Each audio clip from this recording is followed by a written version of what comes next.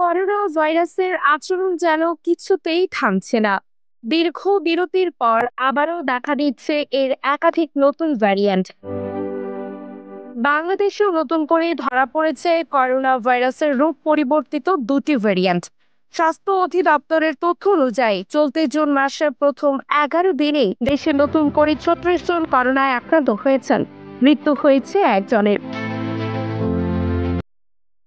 বিশেষজ্ঞরা বলছেন দেশে শনাক্ত হওয়া দুটি ধরন, যা আগে JN.1 নামের ভাইরাসের পরিবর্তিত রূপ, এগুলো সংক্রমণের দিক দিয়ে বেশি তীব্র হলেও উপসর্গ তুলনামূলকভাবে হালকা।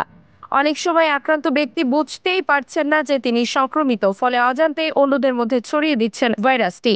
এই পরিস্থিতিতে স্বাস্থ্য বিভাগ থেকে আবারও 11টি সতর্কতামূলক নির্দেশনা জারি করা হয়েছে। বলা হয়েছে, বাইরে বের হলে অবশ্যই মুখে মাস্ক পরতে হবে, ভিড় এড়িয়ে চলতে হবে, হাত ধুতে হবে নিয়মিত, এবং কারো জ্বর সর্দি কাশি দেখা দিলে দ্রুত পরীক্ষা করাতে হবে। প্রয়োজনে যোগাযোগ করতে বলা হয়েছে সরকারি স্বাস্থ্য সেবা নম্বর এবং রোগ তত্ত্ব বিভাগে। এদিকে পার্শ্ববর্তী ভারতের বিভিন্ন অঞ্চলে আরো একটি নতুন ধরন শনাক্ত হয়েছে, যেটি দ্রুত ছড়িয়ে পড়ছে। বাংলাদেশে এই ধরনের প্রবেশ ঠেকাতে সীমান্তে বাড়ানো হয়েছে নজরদারি।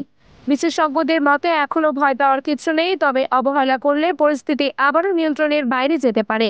করোনা নীরবে রূপ বদলাচ্ছে, ছড়িয়ে পড়ছে মানুষের মধ্যে। আতিয়া আফিফা মাসফি, বিপ্লবী বার্তা, ঢাকা।